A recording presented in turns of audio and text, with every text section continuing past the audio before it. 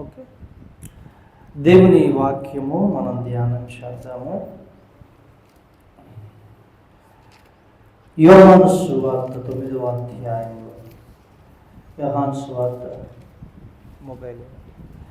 యోహాను సువార్త 9వ అధ్యాయం 35వ వచనము చదువుతారండి.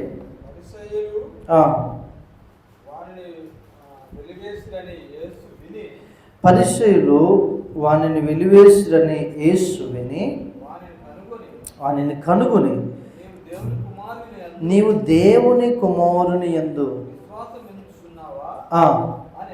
అడిగాను. అందుకు వాడు, ప్రభువా, నేను ఆయన యందు విశ్వాసం ఉంచుటకు ఆయన ఎవడని అడగగా, యేసు, నీవాయనను చూచుచున్నావు, నీతో మాట్లాడుచున్నవాడు ఆయనే అనెను. అంతటా వాడు, ప్రభువా, నేను విశ్వసించుచున్నానని చెప్పి చాలు. 39. అప్పుడు యేసు, చూడని వారు చూడవలెను, చూచువారు, అందరు చెప్పండి, చూడని వారు చూడవలెను, చూచువారు గుడ్డివారు కావాలని అనండి.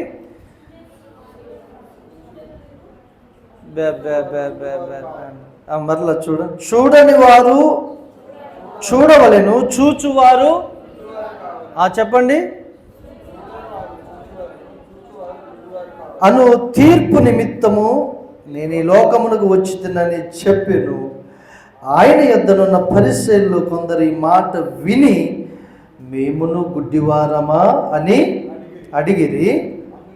అందుకు యేసు, మీరు గుడ్డివారైతే మీకు పాపము లేకపోవును, కానీ చూచుచున్నామని మీరిప్పుడు చెప్పుకొనుచున్నారు గనక మీ పాపము. హల్లెలూయా. ఇప్పుడు జాగ్రత్తగా నా వైపు చూడండి. ఎందుకు ఈ మాట నేను చదివించాను అంటే, చూడటం అనేది చాలా ప్రాముఖ్యము. క్రైస్తవ జీవితంలో, విశ్వాసుల జీవితంలో చూపు అనేది చాలా ప్రాముఖ్యం. యేసు ప్రభు చెప్పే ఈ చూపు ఏమండి, లోకానుసారంగా అందరూ చూచేది కాదు. యేసు ప్రభు అక్కడ మాట్లాడుచున్నటువంటి చూపు ఆత్మ సంబంధమైనటువంటి విషయాలను చూచే చూపు. హల్లెలూయా. అంటే ఇక్కడ పరిసయ్యులు, శాస్త్రులు ఉన్నారు. ప్రభు అంటున్నాడు 39వ వచనంలో, చూడని వారు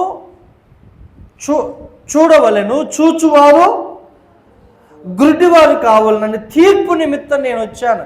ఇప్పుడు ఆ మాట అనగానే పరిసయ్యుల, శాస్త్రులు ఉలిక్కిపడి, అంటే మేము గుడ్డివారమా అంతే అంటున్నారండి. ఈ మాట విని మేము గుడ్డివారం అని ఆయన అడుగుతున్నా. ఎస్, గుడ్డివారే. యేసు అంటున్నాడు, ఏమంటున్నాడంటే, మీరు గుడ్డివారైతే మీకు పాపము లేకపోవును, కానీ మీరు చూచుచున్నారని మీరు ఇప్పుడు చెప్పుకొనుచున్నారు. సమస్య ఎక్కడంటే, దేవుని బిడ్డలారా, ఏదో కొంత వాక్యము తెలుస్తుంది, కానీ అంత తెలియకపోయినా మాకు అంతా తెలుసు అన్నట్లుగా ఉండటము గురుడితనము. ఏ తనం అది? గురుడితనం. ఇక్కడ వాస్తవంగా పరిసయ్యులు, శాస్త్రులు మేము చూస్తున్నాం, మాకు వాక్యం తెలుసు, మాకు దేవుడు తెలుసు అంటున్నారు, కానీ యేసు ప్రభువును అంగీకరించట్లే. యేసు ప్రభువును వారు అంగీకరించట్లే, ఆయన్ని దేవుడుగా తీసుకోవట్లేదు. అందుకనే ప్రభు అంటున్నారు, చూడని వారు చూడవలెను. ఈ గుడ్డివాడు ఎంతో పెద్దవాడు, వయసు వచ్చిన వాడే, కానీ యేసు ప్రభు ఈ గుడ్డివాడిని స్వస్థపరచగానే అతని కళ్ళు తెరవబడ్డాయి.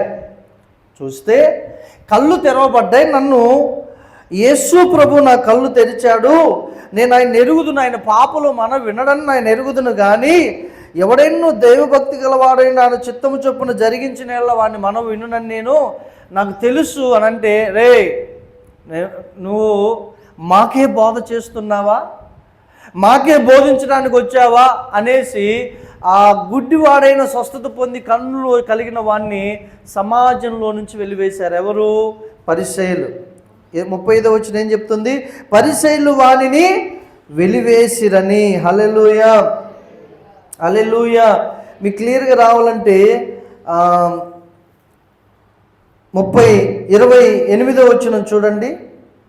అందుకు వారు, నీవే వాని శిష్యుడు, మేము మోషే శిష్యులం అంటున్నారు. పరిసయ్యులు అంటే అంగీకరించట్లేదు యేసుక్రీస్తు ప్రభువుని.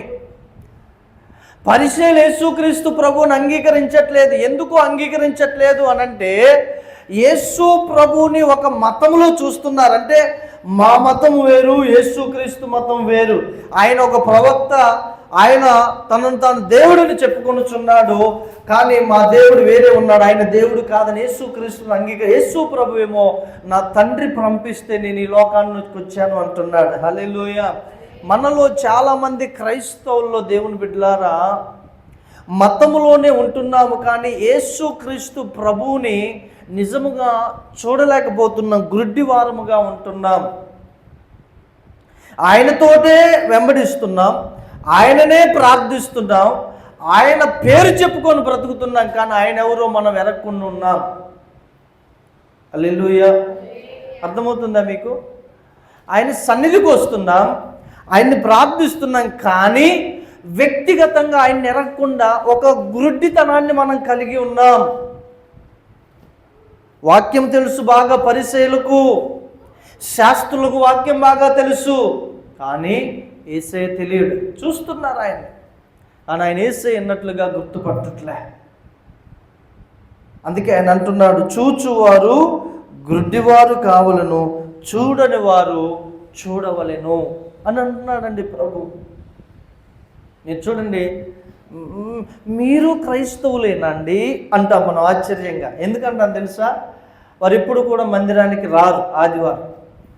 ఎక్కడ కూడా యేసు ప్రభు దేవుడని ప్రకటించినట్లుగా వాళ్ళ ముఖాలు ఉండవు. కనీసం చిన్న చిన్న నల్ల బొట్టు పిల్లైనా పెడతారు ఫంక్షన్లకి. ఎందుకో తెలుసా? మేము క్రైస్తవులమని వేరే వారు గుర్తుపట్టకూడదు. సిగ్గు కలగాలి మనకు. మన యేసు ప్రభు ద్వారా బ్రతుకుతున్నాం, ఆయన ద్వారా పోషింపబడుతున్నాం, ఆయన ద్వారా ఆరోగ్యం పొందుతున్నాం. సైతానుగాడు దాడి చేస్తే ఆయన్ని తలుచుకుంటే ఆయన విడిపిస్తున్నాడు, కానీ సమాజంలోనికి వచ్చేసరికి పరిసయ్యుల వల్లే మన యేసు ప్రభువుని అంగీకరించట్లంటే మనం ఇంకా ఆయన్ని చూడట్లేదు, గుడ్డివారముగా ఉంటున్నాం. భయపడి సమాజానికి చాలామంది ఆ దినాల్లో యేసు ప్రభువుని బహిరంగంగా ఒప్పుకుంటే సమాజంలో నుంచి వెలివేస్తారేమోనని భయముతోటి చాలామంది యేసు ప్రభువుని ఒప్పుకోలే, చూస్తూ ఉన్న గుడ్డివారిగా ఉండిపోయారు. నేను చెప్పట్ల, వాక్యం చెప్తుంది, ఒకసారి చూడండి. ఇదే యోహాను సువార్త 12వ అధ్యాయము 42వ వచనం చూడండి. అయినను అధికారులలో కూడా అనేకులు ఆయన యందు ఎందుకు విశ్వాసం ఉంచుతారండి? హలో సంగమా, నువ్వు ఊరికనే విశ్వాసం ఉంచావు సిస్టర్, బ్రదర్? యేసు ప్రభు యందు ఊరికనే మనం విశ్వాసం ఉంచామా? ఏదో ఒక కార్యం జరిగితేనే, ఏదో ఒక అద్భుతం జరిగితేనే మన యేసు ప్రభు నందు విశ్వాసం ఉంచాం. అవునంటారా కాదంటారా? కొంచెం నోరు తెరవండి. మీరు ఇబ్బంది పడుతున్నారు ఎండకు, ఓకే, మనం 10 నిమిషాల్లో ముగిద్దాం. కానీ మనం చూస్తే వీరు కూడా యేసు ప్రభువునందు విశ్వాసం ఉంచారు, వీరి జీవితంలో దేవుడు అద్భుతం చేశాడు. కానీ ఒక స్టేజ్ ఉంది, ఒక స్థాయి ఉంది, అక్కడికి వచ్చేసరికి ఆయన ఎవరో మాకు తెలియదు అన్నట్లుగా ఉన్నారు. చదవండి. విశ్వాసం ఉంచిరి కానీ సమాజములో నుండి వెలివేయబడదుమేమో అని పరిసయ్యులకు భయపడి వారు ఒప్పుకొనలేదు. ఏమి ఒప్పుకోలేదు? యేసు ప్రభు దేవుడు అని ఒప్పుకోలేదు. యేసు ప్రభువే మా జీవితాలను రక్షించాడు అని ఒప్పుకోలేదు. యేసు ప్రభువే మా రక్షణకర్త అని ఒప్పుకోలేదు వాళ్ళు. ఇన్నాటి మనలో అలా ఉన్నారో లేదో నాకు తెలియదు, కానీ నేను చూస్తా కొంతమంది క్రైస్తవులు అని యాడ తెలియపరచబడతారు అని కొన్ని ఆచారాలు ఆచరిస్తూ ఉంటారండి. కొలిక్స్ మధ్యలో, ఉద్యోగస్తుల మధ్యలో, వ్యాపారస్తుల మధ్యలో, ఏమండి బంధువుల మధ్యలో యేసుప్రభువుని నమ్ముకుంటే ఏడ తక్కువగా చూస్తారేమోనని కాదు అన్నట్లుగా యాక్టింగ్ చేస్తారు కొంతమంది. చాలా తప్పండి. కింద వచ్చిన ఏముంది చూడండి, 43వ వచనం. వారు దేవుని మెప్పు కంటే, ఒక్క మాట దేవుని సంగమా తేలిపోయిందంటే, మన జీవితంలో దేవుణ్ణి మెప్పింపగోరుచున్నామా, మనుషుల్ని, బంధువుల్ని, స్నేహితుల్ని, అధికారులను మెప్పింపగోరుచున్నామా, దానిని బట్టే మనం యేసు ప్రభువుని చూస్తున్నామా, లేదంటే చూస్తూ ఉన్న గుడ్డివారము ఉన్నామా, మనకు మనే తీర్పు తీర్చుకుంటాం. కొన్ని ఏదో అంటారు కండి, చింత చచ్చిన పులుపు, అలా ఉండకూడదు. మనం చచ్చిపోయామంతే లోక విషయంలో. బాప్తిస్మం తీసుకున్న నీవు జల సమాధి చేయబడ్డావు, పాతి పెట్టబడ్డావు. ఇక మరలా నువ్వు లేస్తున్నప్పుడు జలముల్లో నుంచి నీ పాత స్వభావం పురుషుడు చచ్చిపోయాడు, నవీన పురుషుడు బ్రతికాడు క్రీస్తులో. అది బాప్తిస్మం యొక్క సత్యం. బాప్తిస్మం తీసుకున్నాకేమో, బాప్తిస్మం తీసుకోకముందేమో పొడి పాపుగా ఉండి, బాప్తిస్మం తీసుకున్నాక తడి పాపుగా ఉంటే పొడి తడే మారింది, పాపి ఏమాత్రం మారాడా? పొడి తడే. నిజంగా మారు మనసు పొందితేనే చాలామంది అండి బాప్తిస్మం తీసుకున్న వారు కూడా లోకంలో కలిసిపోతున్నారు. ఎందుకు? వారు దేవుని మెప్పు కంటే మనుషుల మెప్పునే, మనుషులకు భయపడి వెలివేయుదురేమోనని సమాజంలోని. కానీ గుడ్డివాడిని బాగు చేస్తే యేసు ప్రభు నన్ను ముట్టి బాగు చేశాడని ధైర్యంగా చెప్పాడండి. వాడిని ఏం చేశారంట? ఆ మాట చదవండి, 35వ వచనం, 9వ అధ్యాయం యోహాను సువార్త, బిగ్గరగా. యోహాను 9:35. పరిసయ్యులు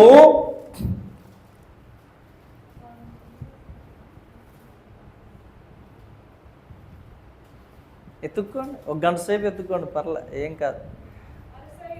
పరిసయ్యులు వానిని వెలివేసిరని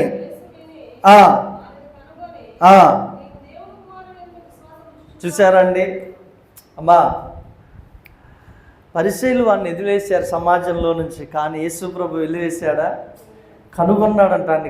అంటే వెతుక్కుంటూ వెళ్ళాడు. నీకు విషయం తెలుసా? మనుషులు నిన్ను వెలివేయచ్చు, కానీ యేసు ప్రభు నిన్ను విడిచిపెట్టాడు. ఆమె చెప్పుదా? హల్లెలూయా. మనుషులు నిన్ను దూషించవచ్చు, ద్వేషించవచ్చు.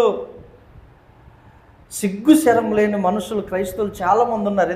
ఎందుకు ఆ మాట అన్నారు తెలుసా? దేవుని వలన ఎన్నో వేలను అనుభవించి ఆయనకు సాక్షిగా ఉండాలంటే సిగ్గుపడతారండి. ఎందుకండి ఇంకా బతుకు?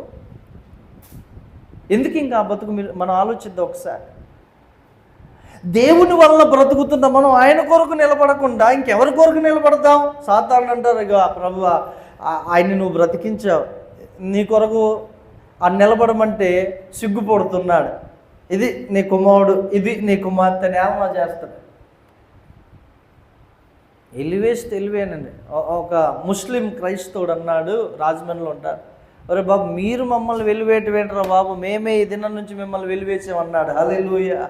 రాజమండ్రిలో గొప్ప సంఘం, అనేక ముస్లిం కుటుంబాలు అక్కడికి వెళ్ళి దేవుణ్ణి ఆరాధిస్తున్నారు.